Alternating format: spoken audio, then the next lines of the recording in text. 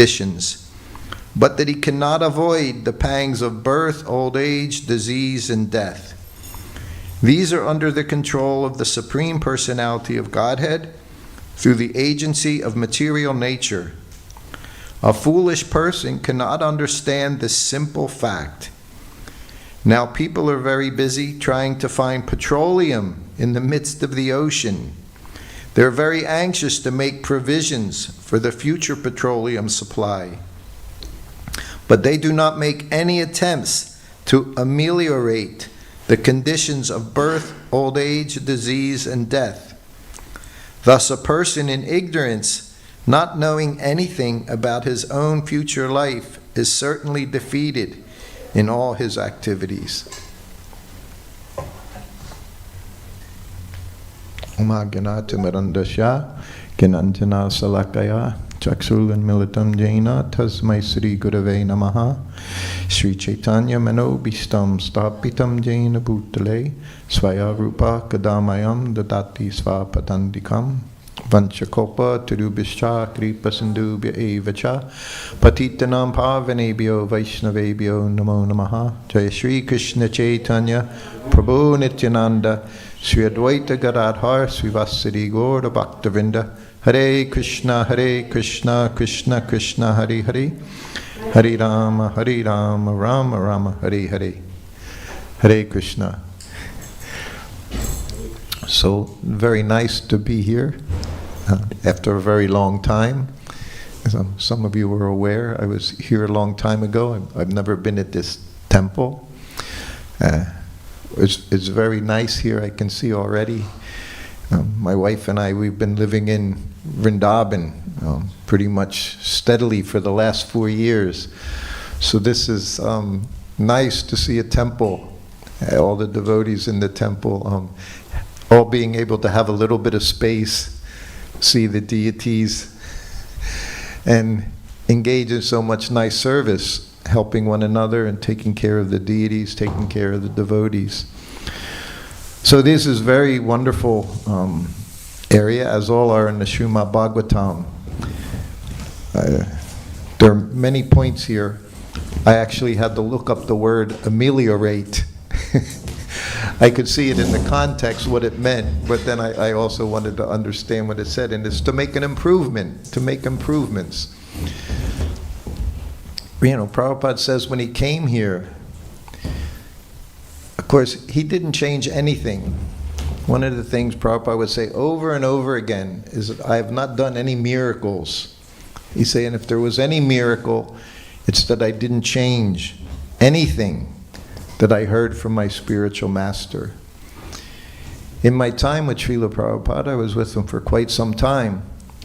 I saw again and again how much he repeated whatever he heard from his spiritual master. Everything he did was based on those teachings.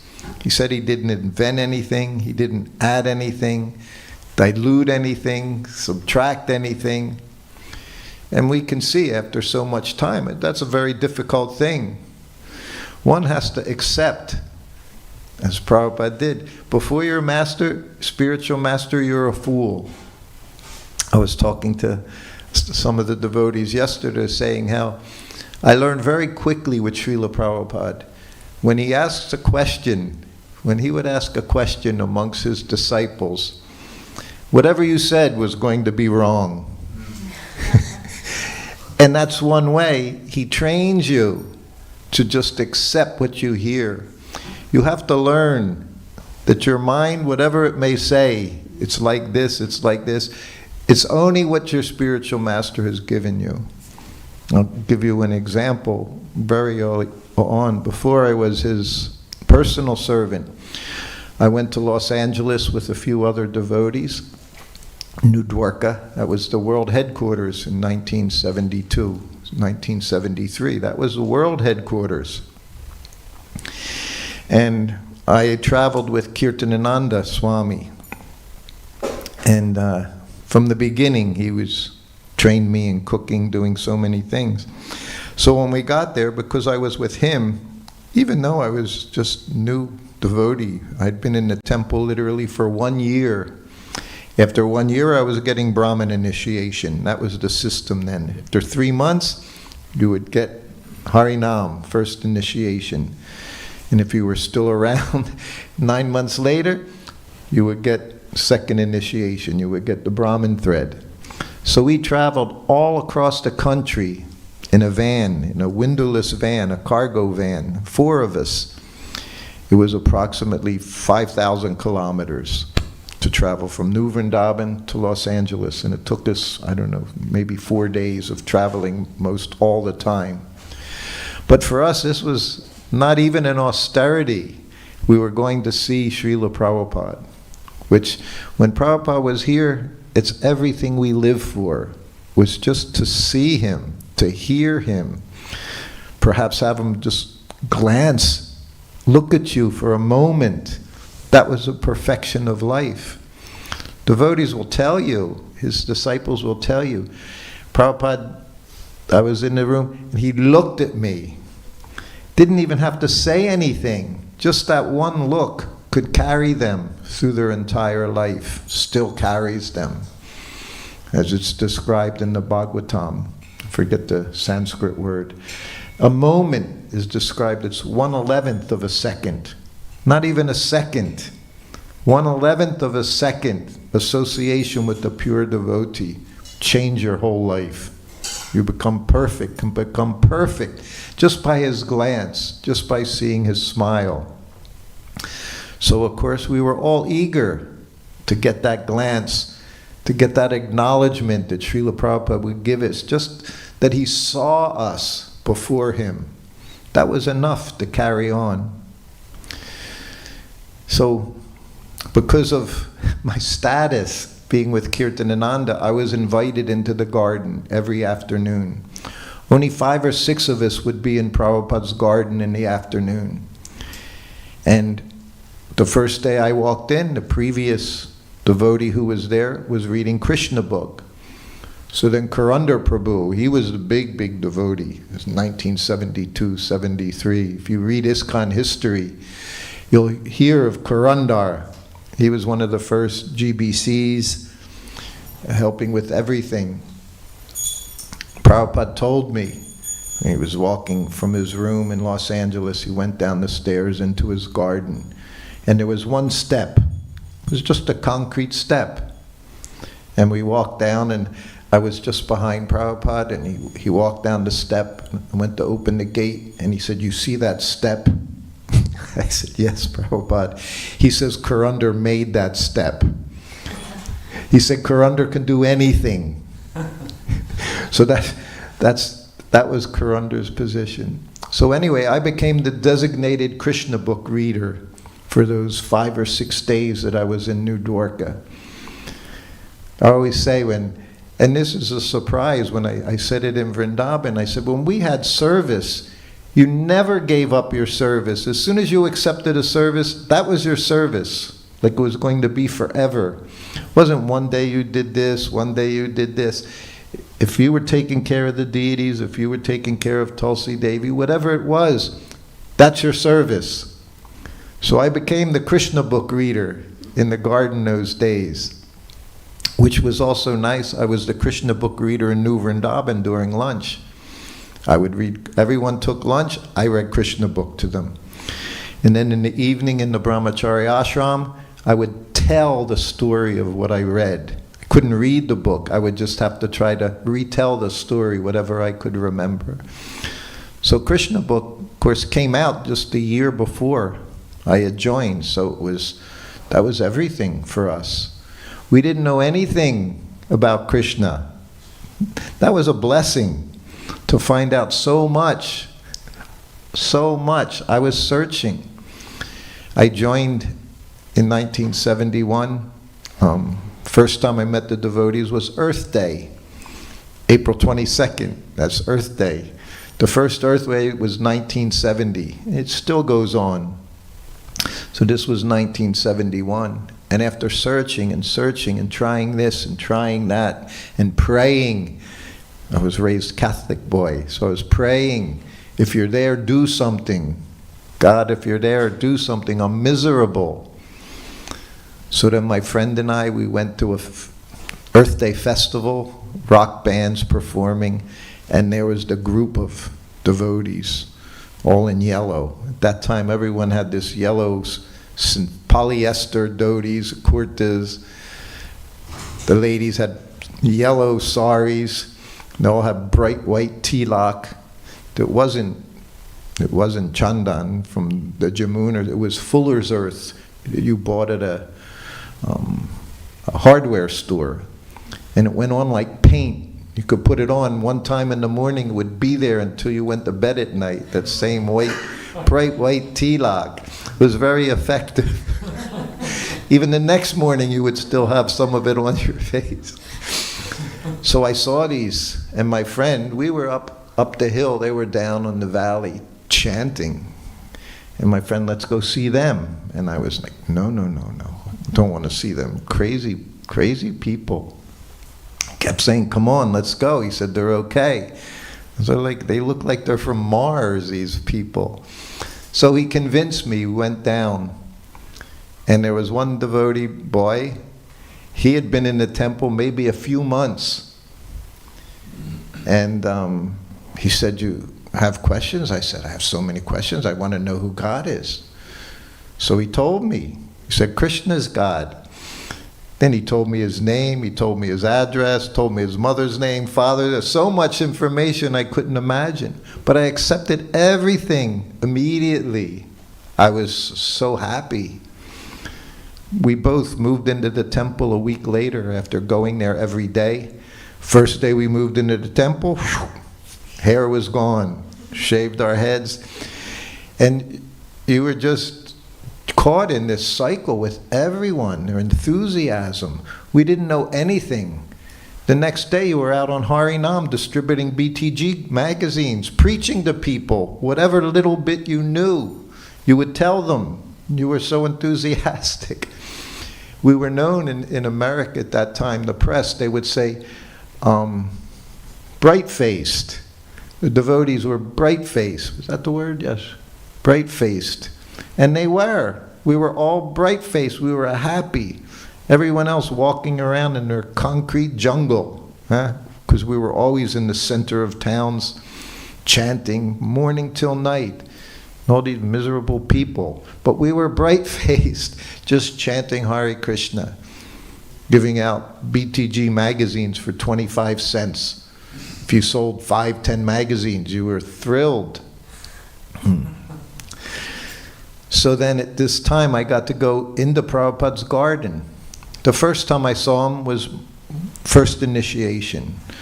But it was very brief, and it was in the temple room, Prabhupada on the Vyasa-san.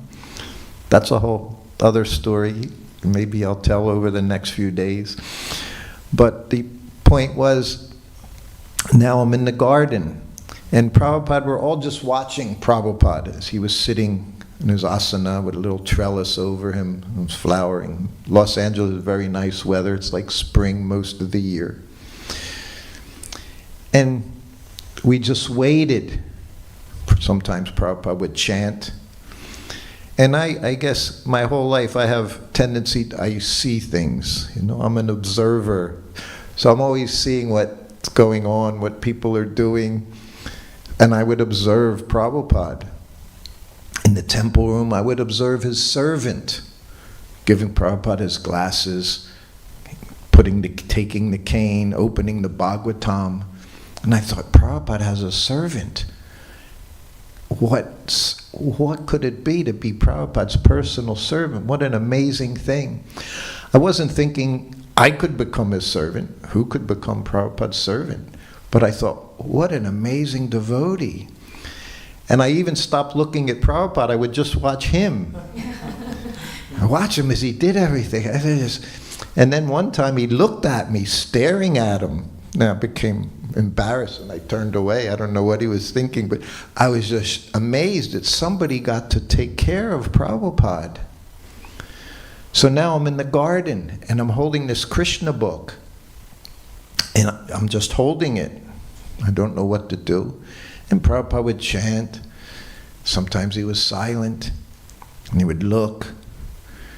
And then he looked at us. And there's just 4 or 5 of us in there, and we're all just 18, 19, 20-year-old. Everybody's brahmachari. And he looks and he says, "So, what color is Krishna?" And immediately you're thinking, well, we all know what color Krishna is, right? But he's asking this question. So first thing I think is, this is a trick question. And no one's saying it. And finally one boy raises his hand. And he was smart. And he said, it's described in the Krishna book, which I'm holding in my hand. It's described in Krishna book. He's blackish like the monsoon cloud. So he quoted Krishna book. He quoted Srimad Bhagavatam. Prabhupada looked at him and went, I was right. He was wrong. Prabhupada said, he's blue like the sky. And then he said something I've never forgotten. He said the sky is blue because it's reflecting Krishna's bodily effulgence. Whenever you see the sky, you know why it's blue. That's Krishna's reflection. So in this way, he would show us how to see Krishna. Always how to see Krishna. Because otherwise, what? We're all suffering in the material world. Fires. Literally fires everywhere this year. I see fires in Spain, fires in Greece. We were in Hawaii for 5 years. This big fire happened in Maui, this tiny little island. The whole city, biggest tourist attraction in the island, burnt just like that in hours. Over 60 people died. The fire was so ferocious. This is described. This is the fire, the blazing fire in the material world. It's ferocious. Within moments, pick you up, finish you. So then I'd be sitting, and I was learning right away, being observer. Prabhupada didn't, he just looked at me. That meant read. And as his servant, again and again, it was like that. He didn't talk unnecessarily. Always say in Vrindavan, his home, literally his home, where his home is there in Vrindavan. As his servant, he would ring the bell. I'd go in, always offer obeisances. I could offer obeisances 50 times, 100 times a day. He never said, you've done your quota today. You don't have to do it anymore. There's no quota. The more you offer obeisances, the more you learn little humility, more advancement you can make in Krishna consciousness. He never said, that's enough. During lunch, I could go in and out of the room 10 times. Every time I would bring him a chapati, I'd slide it onto his plate, puffed up chapati with little ghee on the top. I'd offer obeisances, and I'd see him go, push it down, break a piece off. This was ecstasy, just watching everything he did. Then you run back into the room, you make another chapati, it puffs up. Magically, they puffed up. I remember seeing a chapati puff up the first time in my life. There was magic. Watching a puri puff up. Sometimes they don't puff up. But by Prabhupada's mercy, and I'm sure Krishna's intervention, my chapatis were puffing up all the time. One after another, bring it in, offer obeisances, leave. Bring it in, drop it on his plate, offer obeisances, and leave. But this was the program. So in that way, watching, he said, read. So I read a story. Anyway, I want to do to this verse, there were a few things here that came up. Once it was mentioned, I think it was the day before, talks about the fire and the fever, 107 degrees, which I'll tell you a little story. I think we have some time. This happened 13 years ago. I was married to my god sister in England. Her name was Amekala. And she had cancer. She had a non-Hodgkin's lymphoma. and it was in her bones. Same thing that Bhakti Tirtha Maharaj had. Very painful. Anyway, for a year, taking care of her, it was never diagnosed. She was told she had some hip out of place or something. So it got worse and worse and worse. Finally, a year later, in the hospital, when all things were so bad, and they tell her she's stage 4 cancer. So, when faced with that condition, and we're all going to go through, we're all most likely going to have this opportunity. We used to speak and say, when the time comes, no interventions, just ready to die. This is what we learn in Krishna consciousness. 50 years we've been practicing for this very moment, the time of death. So then we're in the room with the team of oncologists, doctors, and of course, now they're ready to do something. After not even finding it for a year, now they know what you should do, and they're telling you, you do this, you do this, you do this. So, well, what do we do? And we thought, well, she was just young, 55 years old. So we thought we'd try. So she did one chemo, that was it, finished. Her memory got foggy. She said she saw a picture of Krishna melting in front of her. She said, I'm not doing any of this again. She said, forget it, I get better or I die. No more of these things. Anyway, because of the chemo, she developed sepsis, severe infection, whole body. So this went on for days, became dehydrated, and she's lying in bed all the time, and I'm taking care of her.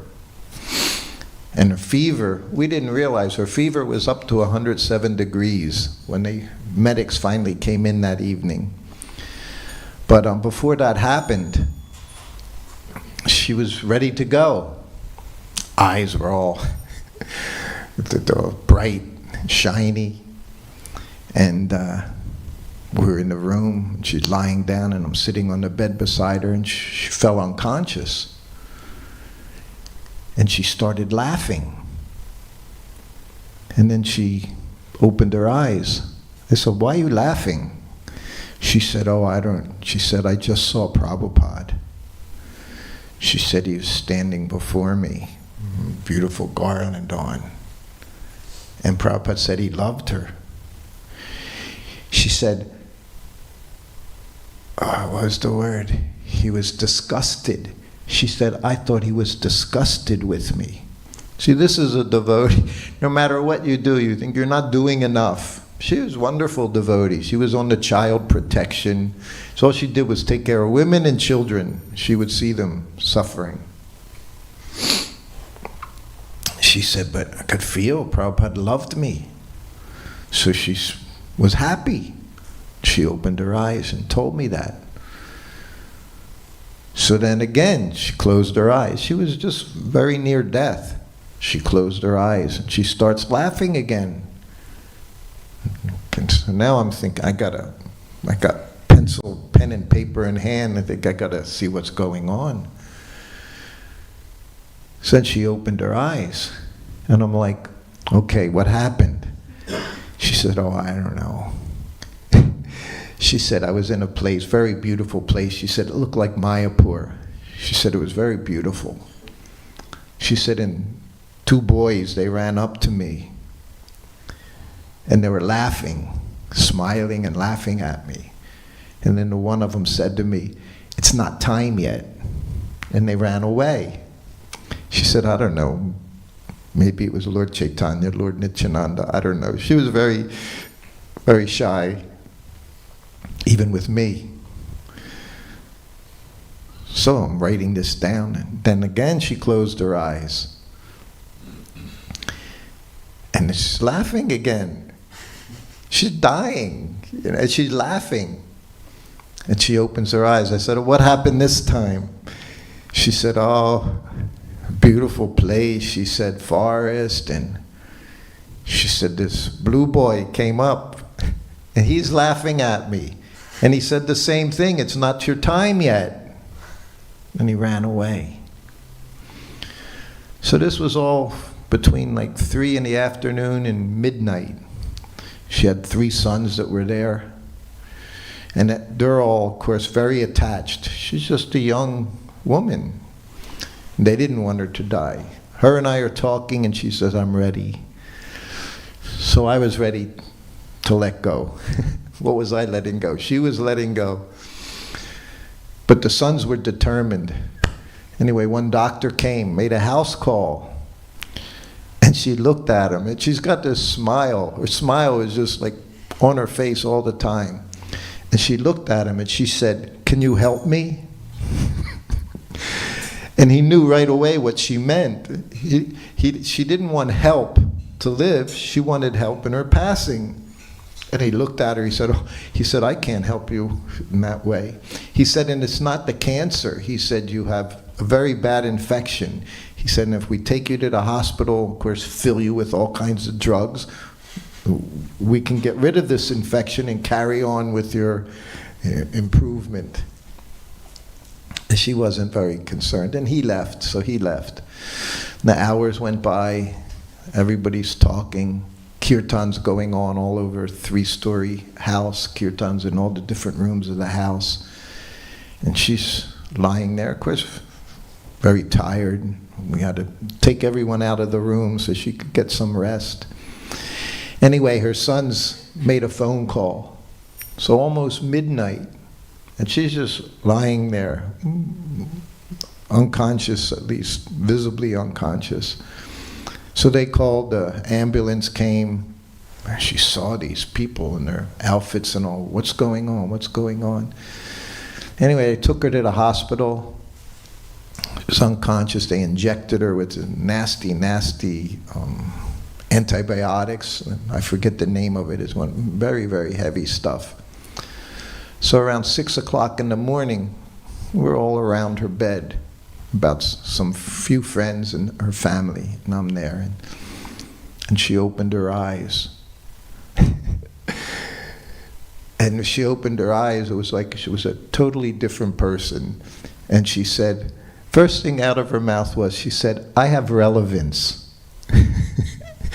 Now this was a woman in ISKCON for 40 years, 40 more years. Any woman in ISKCON, to feel that you have relevance is not an easy thing. You're always being pushed aside. Maybe not so much here.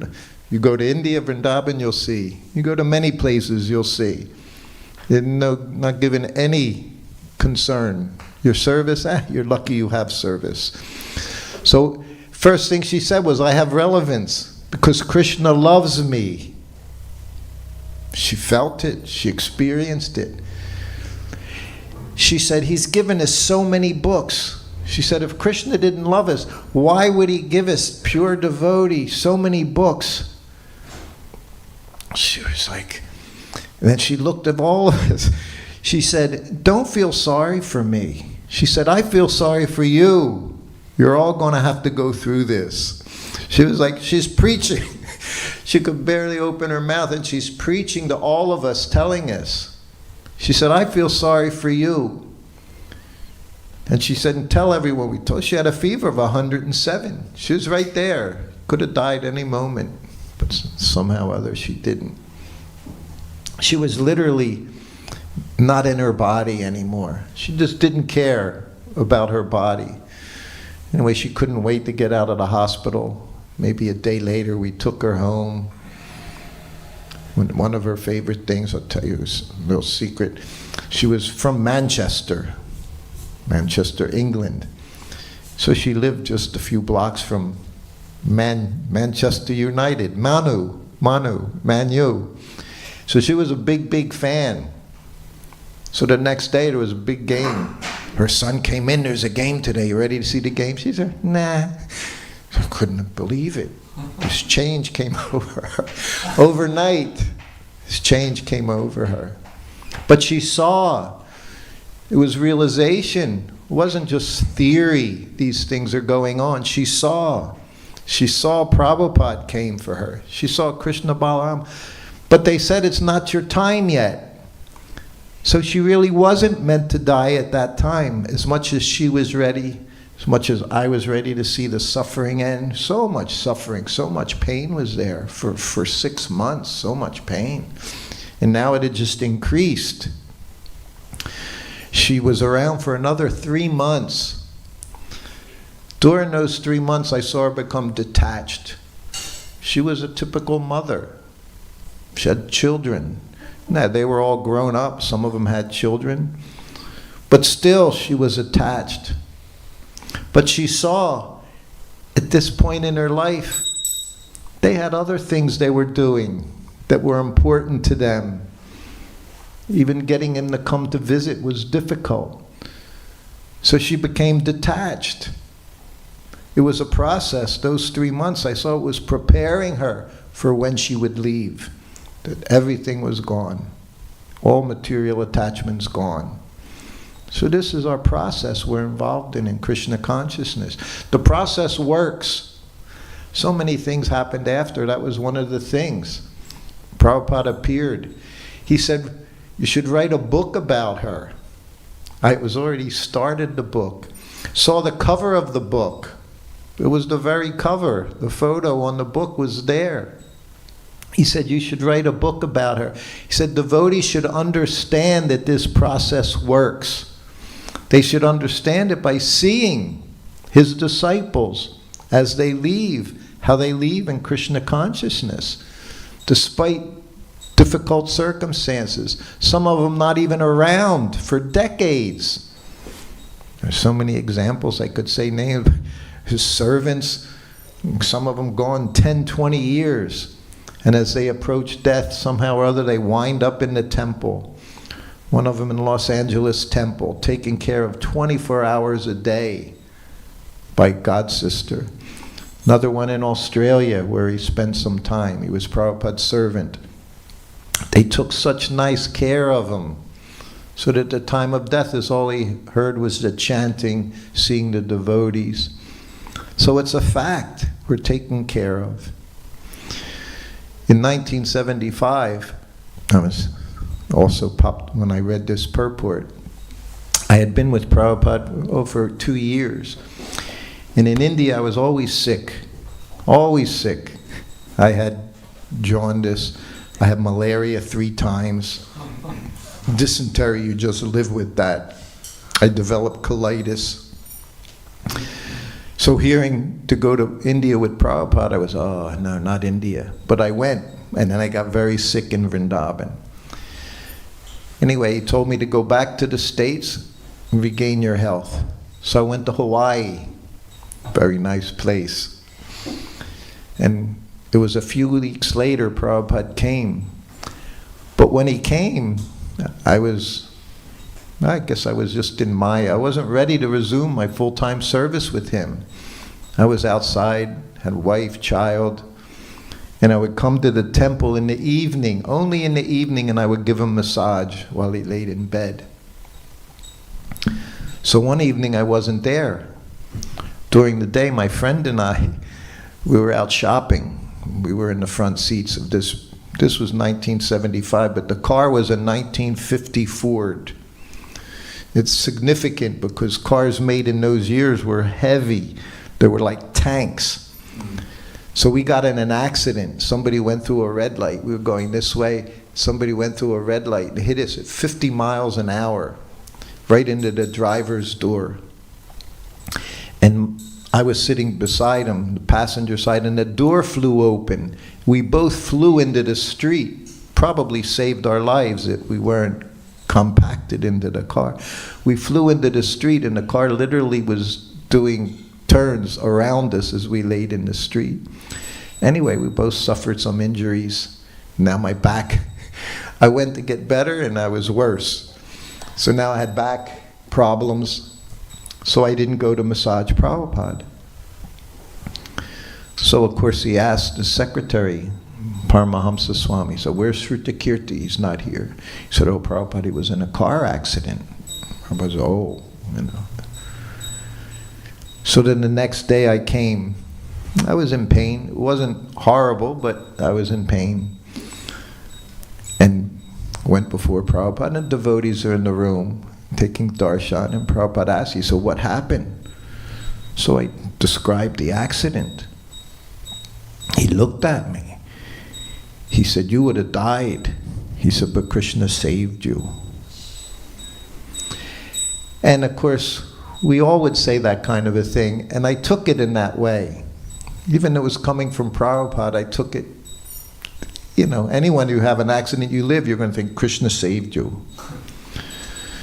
So then the next day we're in the room, and I'm back in the room now with Prabhupada, and the next day, and he said to the devotees, Sruti Kirti, he was in a serious car accident. He said, tell them. So he had me describe, so I tell the accident, and Prabhupada looked at everyone. He said he would have died in that car, but Krishna saved him. That happened another time, same thing next day. Tell that story, he'd say. I told the story, he said, Krishna saved him. I finally realized Prabhupada was very serious. Krishna saved me. Just like he saved the Mekhala. Not your time yet. We all have limited amount of time. I was here 50 years ago. Literally 50 years ago. I was 22 years old. I was a child. I thought I knew everything. I didn't know anything. I said that to my sons. He said, you know everything. I said, I don't know anything. I said, and the older I get, the less I know. That's what you know. That's what you learn. You don't know anything what's going on in this world, how everything is operating by the will of the Supreme. So we all have a very limited time. Therefore, Prabhupada said, don't waste 1 second. I was at one of those lectures. He said it a few times. Right? Now it is. We say it's 7:20, 8:20, 0 seconds. He said you can have millions of dollars. Now we can say billions. Now they're billionaires, not even millions, billions. Even with your billions of dollars, you can't buy that time.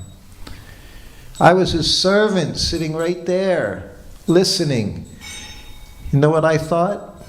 Back then, 22 years old, I thought, well, we're eternal. We're engaged in devotional service. What is the loss? You can't buy all this time. Time is eternal. First thing we learn, we're not this body, we're eternal spirit, soul, servant of Krishna. So I thought, oh, you know, I get it, but it didn't sink in, didn't hit me. And I was telling Prabhu last night when I started writing my book 20 years after Prabhupada left. And it took me a few years, more than 5 years to finish one little book. And I remembered that. Not 1 second can you get back. And I'm writing this book about Prabhupada. And he was gone. And whatever I did, I couldn't get back 1 second of time. I was with him 2.5 years. I left in June 1975. He was here for another 2.5 years, practically. And I beat myself up. Why didn't you just stay? You thought you had so many important things to do. So much importance. What's important in this world other than service to your Guru and Krishna? Nothing else matters. So it took me all that time to realize that. Every moment is precious. Now, as I said, after a long, long journey this way, that way, always trying to do something in service. Now we're in Vrindavan, Prabhupada's home. I'm 72 years old. I already say I don't want to live in Vrindavan. I wanted to die in Vrindavan. So now it's actually close. But now I want to live in Vrindavan and do service. Because we know for a devotee there should be no difference. You're living, you're dying. What is the difference? Our business is service. Service to Guru and Krishna. That's all we have to do. And Vrindavan's a very special place. A very intense place. And that's why Prabhupada says you come for a few days, you take darshan, you chant, but you come to hear. And that's our business everywhere, is to hear from devotees, to align ourselves, and to improve our lives by taking association of devotees that are fixed in Krishna consciousness. Devotees whose faith has become solidified. Like I said, my wife Amekala, her faith wasn't faith, it was realization. We get to the point of realization, then your faith is very firm. Then you know what to do, and the more you do, the more Krishna gives. So this is our process. It works. I've seen it in Vrindavan. In Vrindavan just today I saw Panchagoda putting Narada Muni's ashes in the water. He was a friend of mine back 50 years ago. Narada Muni, I remembered him. So that when you're in Vrindavan, you see people dying all the time. It's actually very good for the consciousness to see. It's so close. Me and my godbrothers, we sit in the back of the temple before Guru Puja greeting the deities. 10, 15 minutes, we just chat. Talk about this, that, whatever it may be. Sometimes we'll talk about, the rupee and the dollar. Is a good time to get rupees now because the dollar's up. Things, whatever it is. And then one of them, Dhritarashtra, he was gone. Just like that. One day we're talking, and the next day he was gone. But he was ready. He put himself there in Vrindavan, cooking for the deities, just associating with devotees, hearing at class every day. So this simple program is very most important. Prabhupada called this morning program, he called it the routine. Routine's a very simple word. Routine, it's what you do. Every day we get up, we bathe, you brush your teeth, you bathe. That's your routine. But he said this routine is most important. Rising early in the morning, taking bath, attending Mangal Arati. It's the very foundation of our faith. So he stressed it. While I was with him, over and over he would stress this routine program. Most important. So it's very nice to see here in the temple in the morning. Unlike Mangal Arati in Vrindavan, it's always, everything in Vrindavan is all you can say is it's crazy. Vrindavan is a crazy place. Sundays, Mangal Arati, you know how big the temple is. Jammed. People come there from all around, all over India, just to attend Mangal Arati at Krishna Balaram Mandir. Because nowhere else you have a kirtan like that. You see the deities so beautifully dressed. They just want to be part of it. They can put it on their Instagram page. But they're there. Whatever reason they're there, they're getting the mercy of Srila Prabhupada, Gaur Nitai, Krishna Balaram, Radha Shyama Sundar. So we're very happy to be there, despite so many things. But coming here has been very nice. We're here for the next 5 days, and hopefully I'll see all of you during those 5 days. And we'll discuss Srila Prabhupada and some of his time here in this place. You're all blessed he came here to this place. This place is a tirtha. As good as Vrindavan. Wherever Prabhupada set his foot, as good as Vrindavan. That's why he traveled 14 times around the world, right? In his 70s and 80s, 14 times. We haven't traveled for the last 16 months.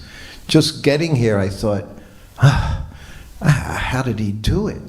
I used to think it at the time, but now I really think it, because now I'm at that stage. So yesterday we got here, we were like zombies. I could barely communicate with people. That's how you feel. And I thought he did it constantly for the benefit of everyone in this world. He traversed, went to many places. But then there's these special places where he stayed, spent some time, even if just a moment. He put his lotus feet there. Now in Vrindavan we call it, we're talking about the dust, very fine dust. They call it Brajraj. Vrindavan dust. That's all devotee wants, is the dust from the lotus feet. So that dust is here. So you're all very, very fortunate. and you take this opportunity very seriously and serve the deities. They look very, very beautiful. We were looking at them today. We were even getting tips for jewelry, looking at Gaur Nitai. So just continue, do your service here. And when the time comes, and it's going to come, time's going to come, we're all going to die. You'll all receive the mercy of your spiritual master, of Srila Prabhupada, of Krishna. He might step right in front of you himself to tell you. All you have to do is be sincere and follow this routine program. It may seem like it's simple, may seem like nothing's happening, but it's happening. And the time of death, all your efforts will be rewarded. Okay, so we'll stop here. Anyone has any questions? Again, I want to say we're very happy to be here. I have to thank Prabhu here. For 3 years we've been arranging coming here. For 3 years. So it finally came to pass. And many other places I'm not going to where I've been invited because it's just difficult. Traveling is so difficult. But we were determined to come here and be part of this festival here. So thank you. Hare Krishna. Any questions, anyone? Yes. Thank you very much, Sruti Kirti Prabhu. You began speaking with this thing you said, how Prabhupada never changed what his spiritual master said or did. And I was thinking that Prabhupada's perception of his spiritual master was so deep that sometimes we may not fully understand it. For example, I was really touched by the story how Prabhupada was passing by Srila Bhaktisiddhanta Thakur's Samadhi, but he didn't go. He was criticized, but he said, do they think I'm ever separate from my spiritual master? And also we see that sometimes Prabhupada may apparently do things which his spiritual master may not have done, and therefore it was unconventional. But this sense that Prabhupada was deeply following his spiritual master, which is so special.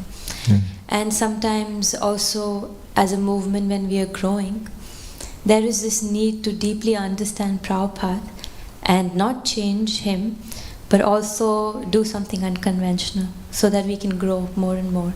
So how do you think as the younger generation or the time to follow we can imbibe this? That's one question. I have a second one if there's time. Yes. Like I said, when Prabhupada came to America, even of course we know as a sannyasi, Prabhupada was also followed very much his sannyas dharma that he was doing.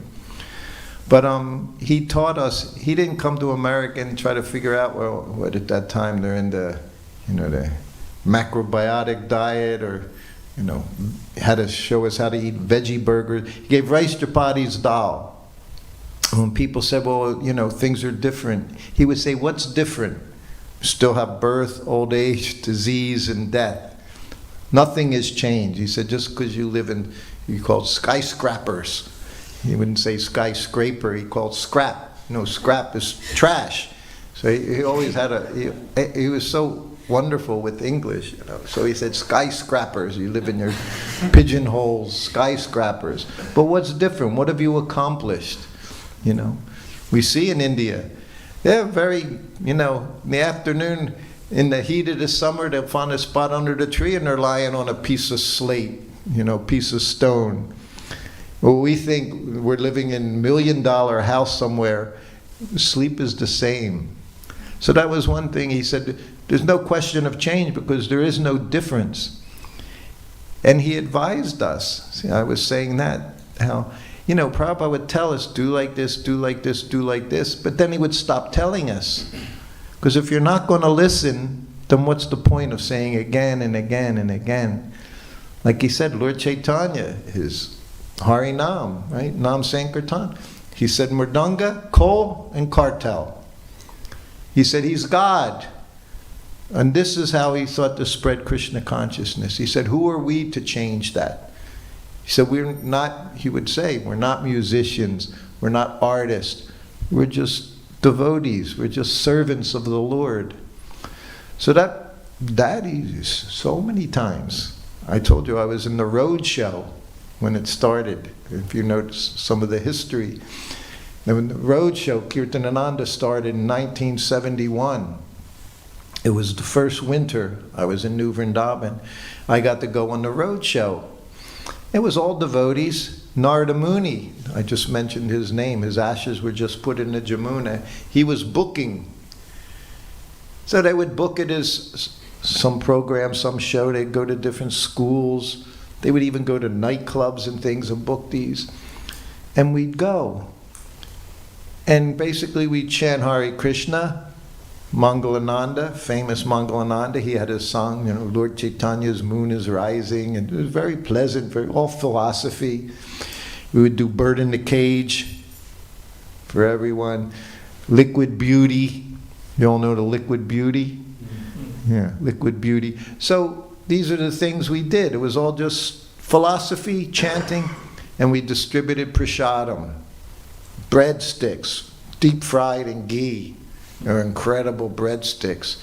And stuffed with barats and tomato sauce. And everybody would go crazy over these things. But then some months went by and Kirtananda was gone, another devotee started managing. The first day I was Prabhupada's servant, he saw the road show in Pittsburgh. It was my first evening with him. And I'm sitting next to him. And it was like the ending of a Bollywood movie. It had changed dramatically from what was just philosophy, chanting, prasadam, to a show and entertainment and dancing girls, and it was just morphed into something completely different. So then there was intermission, and Prabhupada got up and left. And then shortly after, he wrote a letter. He said, forget this roadshow business. He said, you can see the letter there on Vedabase. I can't quote it. But he said, we're just simple devotees. He said, our business is chant Hare Krishna. He said, and if you attract people by some other method, he said, when they see that our real business is to chant Hare Krishna, he says they're going to go. He said, so better in the beginning they should know.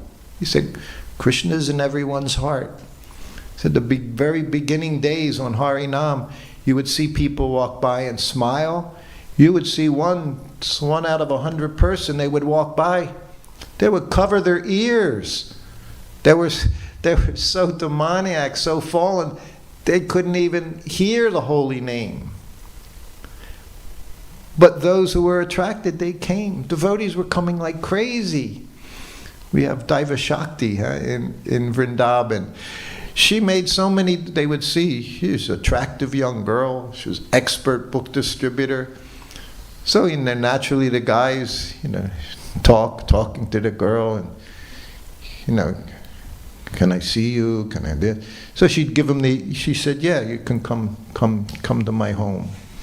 She'd give him the address of the temple. So then they come, and then all the men would, gang up on them, and some of them would shave up right on the spot. So that's what it was like. Because we were bright-faced, we were happy, and people were miserable. Now we see in India, they're coming by the thousands in India. I always say India's 50 years behind.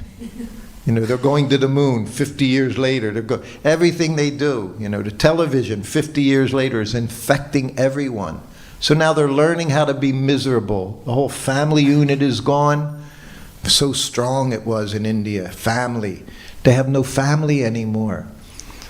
So they have nothing. So this Prabhupada created a family. We're supposed to be a family. And families, of course, we have our good times, we have our bickering, but we're a family. So it's very important as devotees. We're like a family because we're all part of Krishna's family. So the simple method, Prabhupada would always say, he showed us how to dance in kirtan, and he would say things, what is this? Dancing, devotee. He showed how to dance. He showed how to chant. But then you just carry on. And that's what I saw. He carried on. So sometimes just by not saying anything, it's taken as Prabhupada accepted it. Prabhupada endorsed it. He didn't endorse so many things. He said devotee shaved every 2 weeks. One of his final classes in Vrindavan, right? He said, I can't, what can I say? He said, they're all men and women, all grown up men. He said, how can I chastise? He said, but shave, in the temple, shave. Always shave. You don't see Prabhupada with any beard. You'll see one out of 20,000 pictures, you'll see 1 or 2, he has 2 days growth on his chin. But now it's all acceptable. Well, that was then. Well, that was in hippie times. No, Lord Chaitanya said the same thing. Go and shave. Prabhupada was very much, this was his mood. So we can say, well, time, place, and circumstance, but some things don't apply to time, place, and circumstance. There's principles, and then there's... Yeah. So, but the principles Prabhupada gave us, they're our very foundation. And it's a fact. Anybody, women of course, he had also looked very nice for Krishna. And that was his standard as well. Not hip. He didn't like hippie thing. He didn't mind. He said, Grahasta, you dress nicely, shirt, pants. But he always said flag, called it a flag. Flag, neck beads, and tilak. That was the principles that he said all the time. Flag and short hair, he said, was okay. But no beards. No beards. So those things were there. So the more we stay close, we say, well, when in doubt, do without, right? The more we stay close to what he gave us, the better our situation is. Because you're only here for a short time. I was here a short time ago, 50 years ago. It was like that. I never thought that day would come when I was old. I look in the mirror and I think, who is this person? Because I see, I go on Facebook and all, I see pictures of Prabhupada. If I see pictures of Prabhupada, I see me. Because I'm there many times, and I see this young guy. So I see him all the time. Me, I see for 2 minutes in the mirror, putting tilak on. And I'm looking and say, wow, what happened to you? I saw Godbrother Bhaktarupa in Delhi the other day. I was carrying little Prabhupada, Chota Prabhupada, to the altars. And so I saw him, and I really didn't, it looked like him, but I wasn't sure it was him. Because I hadn't seen him for like 15, 20 years. I kept looking and thinking, he really looks like Bhaktarupa, So I kind of, So then later on, he came up to me. And he said, I'm sorry I didn't acknowledge you. He said, I didn't recognize you. I said, well, I didn't recognize you either. I said, that's what it's like. I said, we don't recognize ourselves in these bodies. Before I was his servant, I said, when I read Krishna book, I would be in Prabhupada's, as he was walking up the stairs. And he was so sweet, Prabhupada. The one day he was walking up the stairs to go to his room, and he looked right at me. He said, Sutta Goswami. And he continued, because I was reading Krishna book. So again, just encouraged, Sutta Goswami. It comes from Prabhupada's lips. You take that, you're very happy. And another day he's walking up the stairs, and he looked at me. He said, I want to run up the stairs. He said, I used to run up the stairs. I still want to run up the stairs. He said, but the body can't do it. And I told her, I said, all I do here is walk up and down stairs, just like the Delhi temple. You go to the Delhi temple from the guest house. It's like, she says, let's go take darshan. And I'm thinking, God, I go up and down all those stairs. You see, I can't even, my legs won't even go under. So this is our position now. So all of you, you're going to be in the same position. If you're fortunate, you'll be able to practice many, many years. You'll be in your 70s. I have godbrothers in their 80s. Some of them are doing well. Some of them is struggle. Every day is a struggle. Prabhupada struggled, but he was transcendental. Gave in the first canto, you'll see that in the first canto, you can look up the word unaffected. And it's used in the verses in the purport. How the Lord unaffected by his creation. And then finally, after many verses, Prabhupada says, the pure devotee of the Lord, the devotee of the Lord, is also unaffected by the modes of nature. So you may see things going on in a certain way, but they're not affected. Because all they know is service, serving. That's all there is. You're always serving. Either serving our senses or we're serving Krishna's senses. There are options. So that's first question. We have time for? Okay. Thank you very much. And then you described how in the early days, within 3 months you get Harinam, and then within the next 9 months you get Brahman. And I was thinking of how devotees back then were much younger. And they were much younger. Yeah. But then somehow they could take this leap of faith and just do it. And of course, Srila Prabhupada had a lot to do with it. But I also often hear of his disciples who had never seen him and maybe also had doubts, but they did it anyway. And now if I compare it to our situation, sometimes it's so difficult to take this leap of faith. So perhaps you could shed some light on this. Good question. A young girl asked me that question in the Delhi temple the other day. She said, I have so many doubts. She says, you speak like you don't have any doubts. She said, how does it happen? The program, you have to associate with people who have faith, who have realization. This is our association, Prabhupada says, most important. And he used that term for many things. Everything is most important in Krishna consciousness. It's not that this is insignificant. One day I'm beside him as he's going on his morning walk. Everyone offered obeisances, one young boy. This was in Juhu. And he stood there like this. Everyone was doing dandavats, obeisances. And Prabhupada kept walking and he said, that's the beginning of his fall down. So that's the first thing. You have to take everything seriously in Krishna consciousness. There's no, that's not important. Everything is important because everything comes from your consciousness.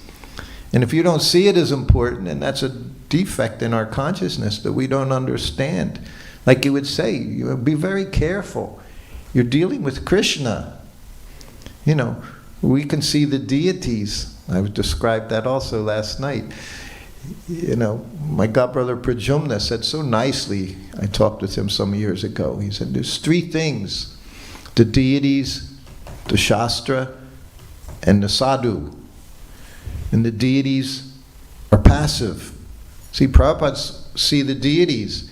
He saw Krishna. Krishna could talk with him. He could talk with Krishna. Krishna could say, they're serving me terrible food here. Do something about it. He would do that. He would say to me, get Raj Bhog. Give me the Raj Bhog. Whenever he asked for the Raj Bhog, he didn't like it. That's why he asked for it. Because he knew Krishna was getting offerings that weren't nice.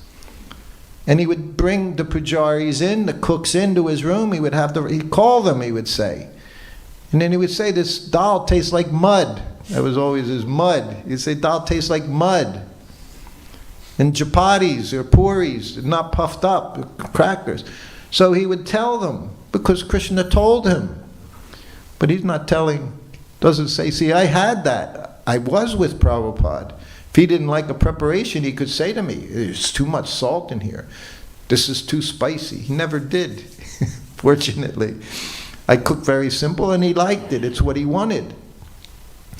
But that was there. But with the deity, you know, unless one's very, very elevated to the deity's talking to you and you can respond. So that's passive. Everyone sees the deity according to their own realization. And the same thing with Shastra. Otherwise, why do you see in our society, we're all reading the same books, and yet you'll see so many deviations are out there. Well, this is okay, this is okay. Hell, Prabhupada said, everything is in my books. So how are we to understand? People are reading, or maybe they're not reading at all, and that's one of the things, very necessary to read Prabhupada's books. If you have doubts, he would say, read my books. That's how you get rid of doubts, is by understanding the philosophy. And then the third thing is the guru, the sadhu. It means cut. He's the one that can say, you're a nonsense. You may be here attending Artik and reading my books, but you shouldn't be doing this, you shouldn't be doing this like this. So that's required. That's the active principle, is to find that person who actually can give you Krishna consciousness, no agenda. He's not trying to get anything from you. And that was always Prabhupada's position. We see with George Harrison. He didn't sugarcoat anything, thinking, oh, he's got millions of dollars.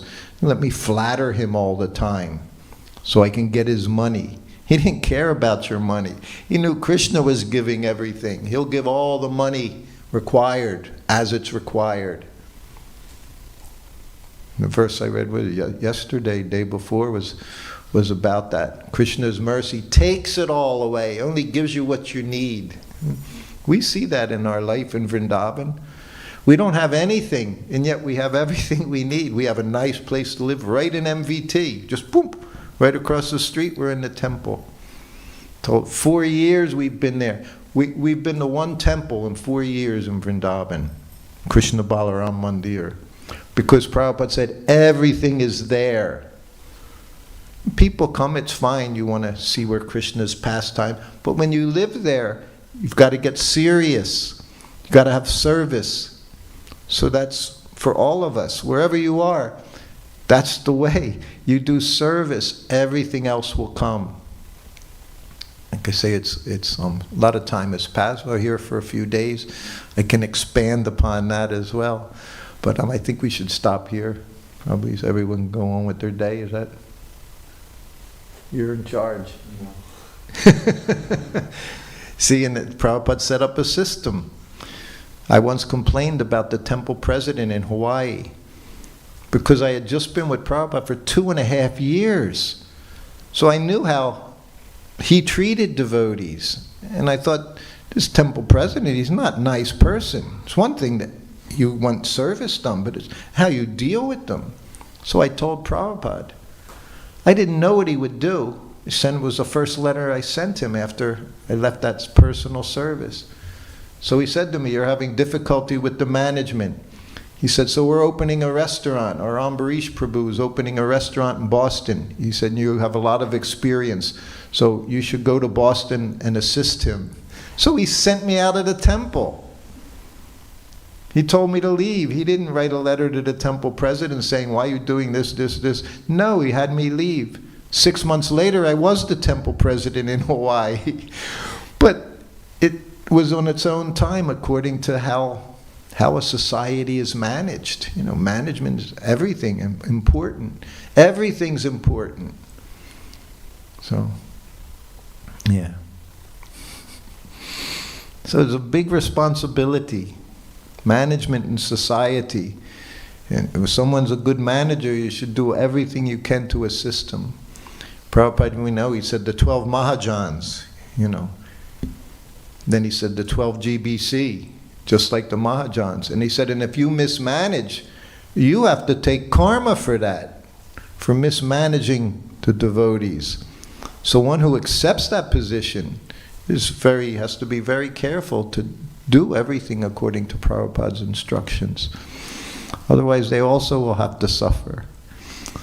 But see, without realization, we don't believe these things. You know? But it's all a fact. Everything, it's a fact. And I only know it because of my association with a pure devotee. I have no other qualification other. I saw Prabhupada every moment. I saw he was a charya. He practiced what he preached. He had no material desires.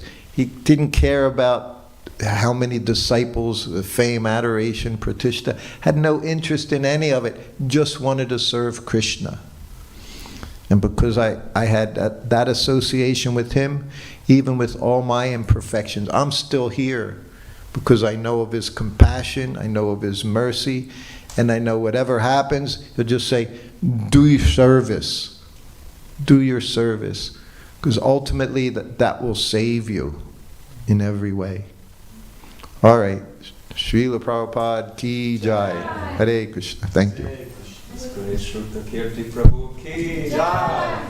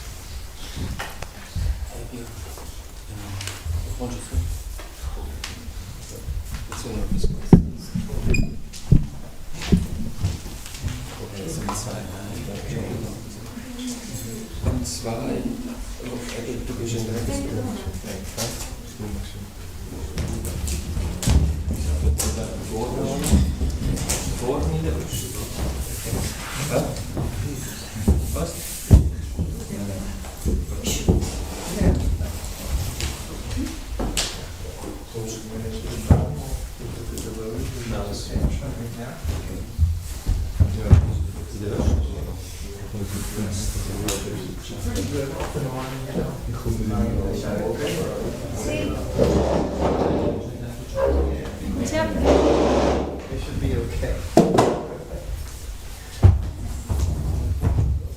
Hare Krishna. How long you were staying?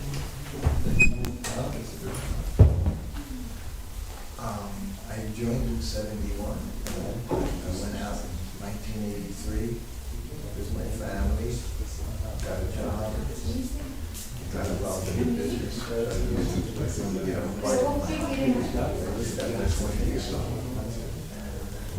Automotive parts. Rapid pinion steering, specifically, yeah. Europe and around. I've always, You love I've always been literally my karma. After that, I maintained myself buying stuff. When I said I lived in Hawaii before, and I was buying cell cars there. So I've always been connected to the auto industry, and so that was my way of maintaining. But you then were 28 years in I would say. It was just a dozen years initially. So then 20 years, it was always hard. Always felt involved, but I was happy. I had, like 3 children, and I was maintaining my family. But you can live in 10 nights. That was that. So how long were you in Now, I know. then, Yeah. the 12 years. Initially 12 years. And then you moved out. And then I moved out. And then you had this. Then I traveled from 2000 to 2010. I traveled all around Europe, Eastern Europe, doing festivals and things. So I did that. Then went to Hawaii. And for 5 years there, I was a zone supervisor. So I was always involved. How you were involved and so And now I've been involved very for the last 4 years here, where I'm on the management team and on the DE Standards Committee and get involved. My wife, she's full-time, works for the DEs. So that's the program now. Yeah, because it's quite difficult, as a boss, waiting, and getting jobs or money, Mhm. and people cannot pay rent No. or something, This is really. That's okay, it's always there. That's why, that's what the whole purpose of brahmacharya. Everyone gets married, who doesn't get married? 1%. So you always have that, and then you try as much as possible in your family life to devote your life. You have the Tulsi plant, you offer everything on the altar, maybe it's just a picture of Panchapapa, whatever it is. So you keep connected, you can still read. It wasn't that everyone should be in a temple, that's not our program. No, that's not the problem. But you have Iran, what's the other body? You have Italian. Italian. Italian American. Like they say Afro-American, I'm an Italian. All my grandparents are from Italy. Which part? San Severo, Perugia.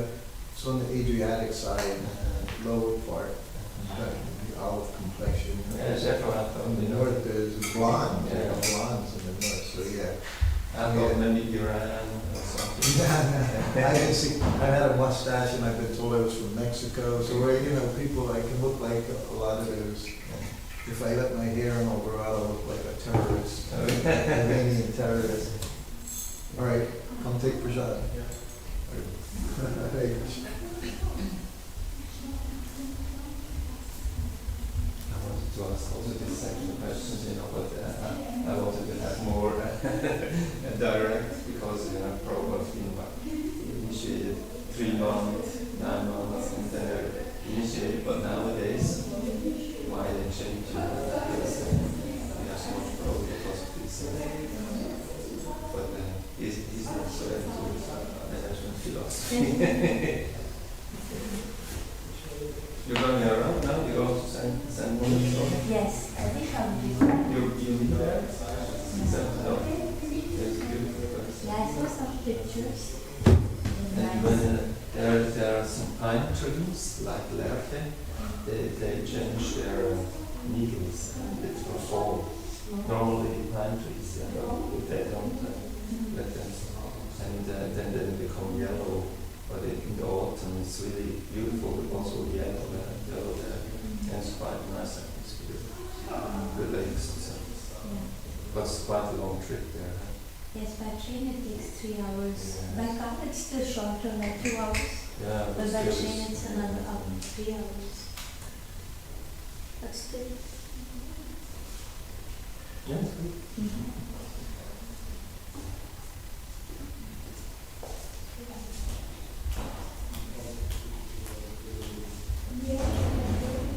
One little question about